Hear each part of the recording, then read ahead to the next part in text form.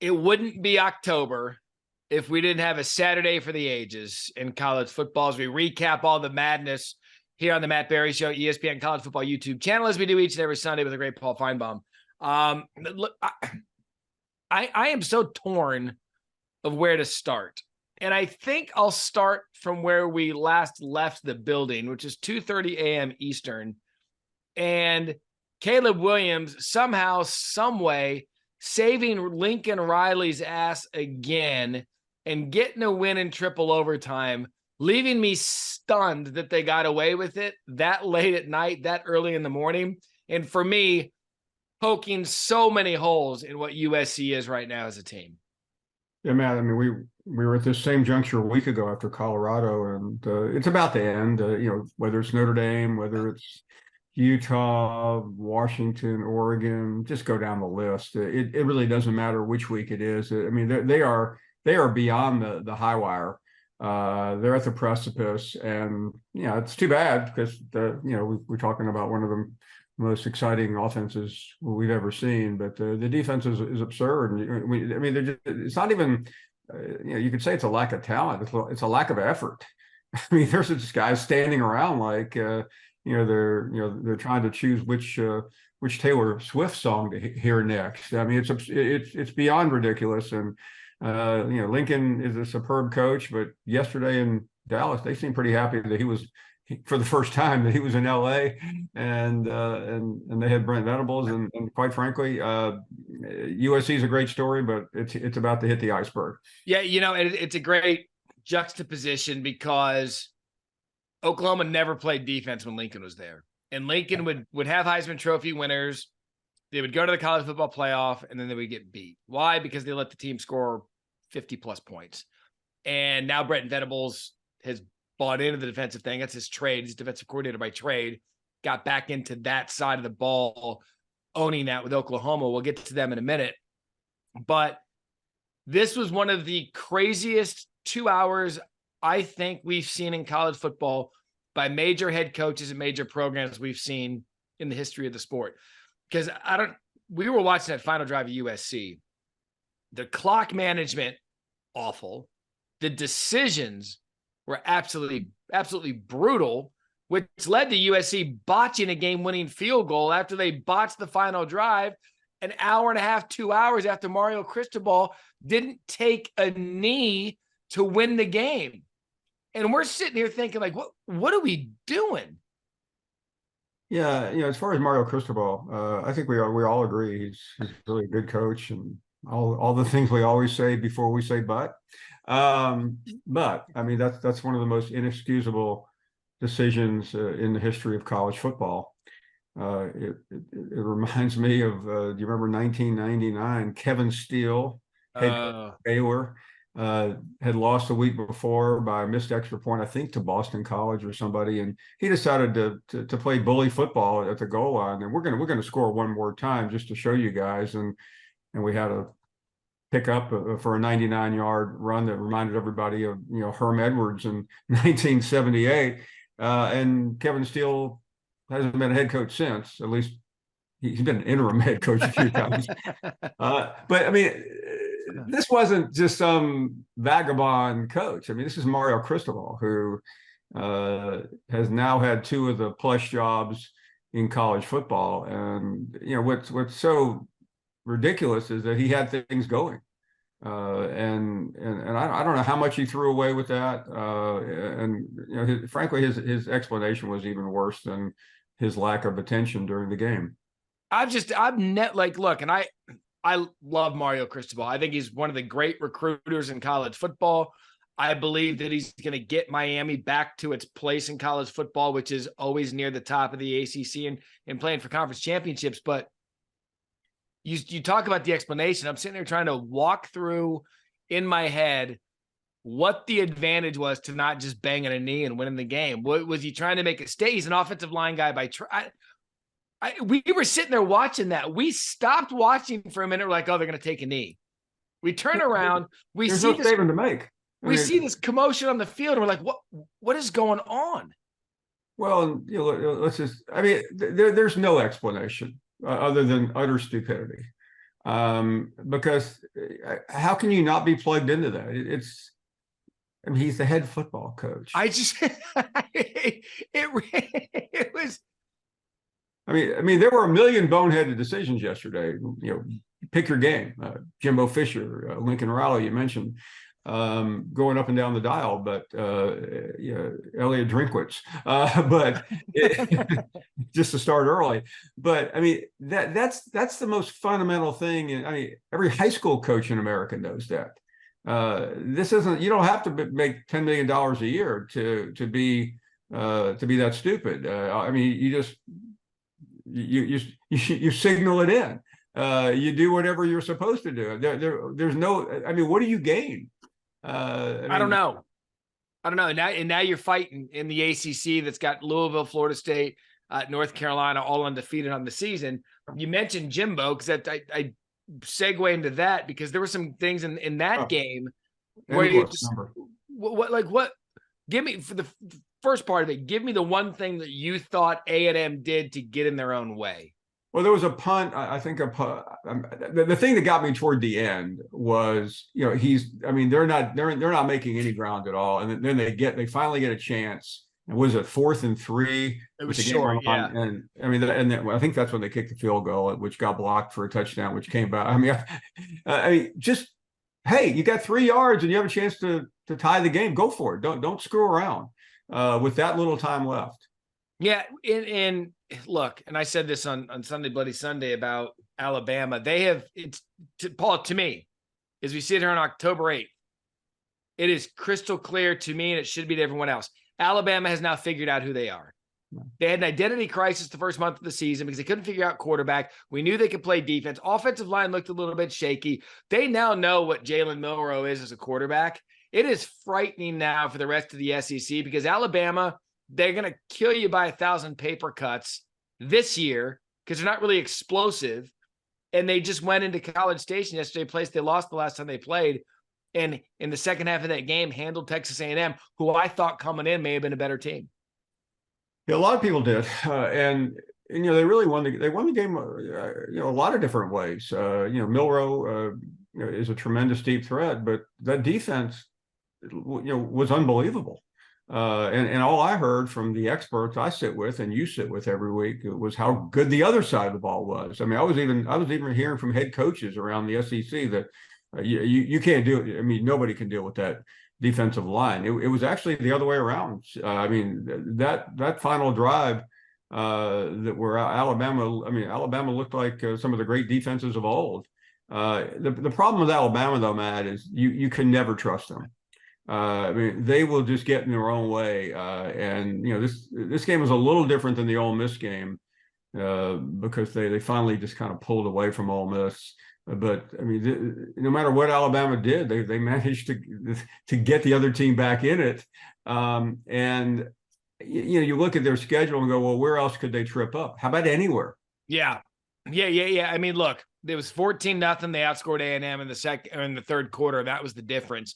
And they come out, it was all A&M in the first half. Really, it was 17-10 at the half. They had all the momentum. They turned the ball over.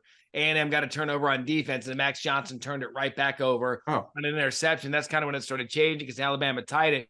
But again, they outscored them 14-0 in the third, and then there was the old 3-2 fourth quarter, and Alabama gets out of there 26-20. But now when you look at the SEC West, speaking of trust, do you trust Brian Kelly and LSU?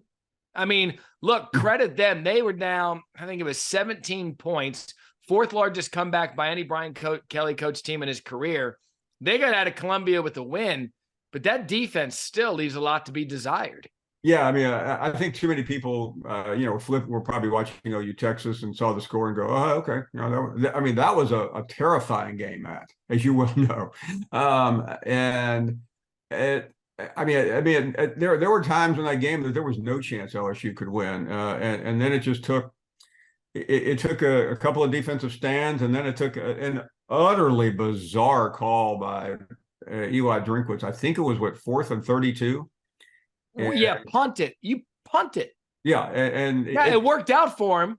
it proved that he made the wrong call because they got the ball back. But they would have been in such a better position and possibly could have won the game. But again, he kind of that was kind of a karma returned after his boneheaded decision a couple of weeks ago on the 61-yard field goal. He got away with. I mean, this time he didn't. And Brian Kelly is living on the edge, and I give him credit. I mean, that is a great win. Because their season was over otherwise, and now they can hang on for a while. And I'm not saying they're in it because their defense looked slightly better. But Jaden Daniels, man, I mean, he literally. I have rarely seen one guy carry an entire team like that. And you look at the schedule now; they have Auburn next week at home. They have Army at home. Then they go into the bye week against Alabama. And it's going to all come down to that. That's the game. I mean, it's going to all come down to that because Ole Miss, I mean, do you trust Ole Miss? I mean, they no. Almost stubbed their toe against Arkansas. The West, to me, if you're looking at me and you say, Paul, put your career on someone you trust in the West, even Alabama's got trust issues, but I trust them more than anybody. Yeah, and the real problem for Ole Miss, and I hate to be a schedule wonk, but they have to go to Georgia. I mean, that you talk about a bad break. I mean, they always, they have Vanderbilt as their permanent until this year, and they could have gotten anybody in the East. They could have gotten Florida. They could have gotten South Carolina, Kentucky. You name it. They got Georgia, where they won't win that game. So that's going to give them 2 losses, and I don't see how they make that up. Yeah, and let's segue to Georgia because I was guilty of it. Everybody I work with at ESPN was guilty of it on the college football side, not the ones that have a weekday talk show that don't really cover college football. But when you look at Georgia, they weren't really winning beauty contests in the first half. And it's like, okay, well, a slow start's going to come get them at some point. Well, what did they do last night against Kentucky? They're like, oh, you want to take the slow start? Sure. I'm Carson Beck. I'm one of the best young quarterbacks in the country, and we're going to carve you up and make this thing over at halftime, rendering Kentucky, who had been the most impressive team a week prior, absolutely incapable of coming back. I was talking to Kirby Smart Friday. We were down there, Matt, and I make some line about, you get behind and, it has to be dangerous and terrifying. He looked at me, it's not dangerous and terrifying. He said, we embrace that. We know we're coming back. I mean, it was like nothing's bothering us. Because I know what we have, and it just felt like night game, first legitimate game of the year. Even though you and I probably said, is this really legitimate against Kentucky? But it felt real, and I think the team was just ready to show everybody we've had enough of this nonsense. Yeah. So I'm not worried about Georgia. I really wasn't before. Now Georgia's, once again, is waiting for Alabama in the SEC championship game. And that's it, because we were all wondering, like, okay, is Georgia gettable? Can Georgia get got? It was 51-13, and it was over at halftime. In fact, here's when you know the game's over. When you start getting snarky McDonough in the second quarter, when Sean McDonough starts getting a little cranky with the officials, you're like, oh, he knows the game's over. Everybody knows the game's over. Well, in fairness to McDonough, he done a baseball game early in the week. He done three preseason hockey games. I'm not sure he really knew where he was. Yeah, and so now, I mean, you look at we had preseason looked at Georgia's schedule, and we're like, oh, this is nice. So they now do the gauntlet of Vanderbilt. Oh yeah, Florida, who beat Vanderbilt. Missouri, like they almost got beaten by Missouri a year ago. So Missouri's got to go between the hedges. Ole Miss, Tennessee, Georgia Tech.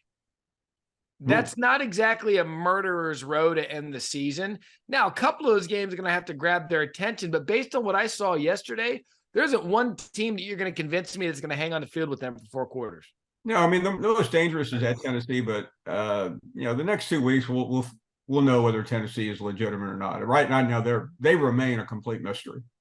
Yeah, they're that Halloween costume. Like, we don't really know what they're dressed up as yet, because some weeks they look like a monster, and other weeks they lost to Florida, which makes me very worried about them. They may have been in a Barbie costume that night. Game of the day. I want to start with where football started, and you mentioned Oklahoma Texas at the state fairgrounds. No matter when, save for last year, because it was 49-0, Dylan Gabriel didn't play. It was a complete outmatch. It was a complete indictment of Brent Venables in year one. He has since taken back over the defense.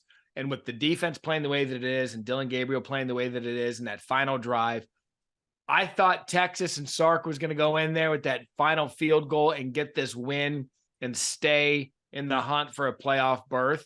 Yesterday completely flipped the Big 12 on its axis because these two teams are going to meet again.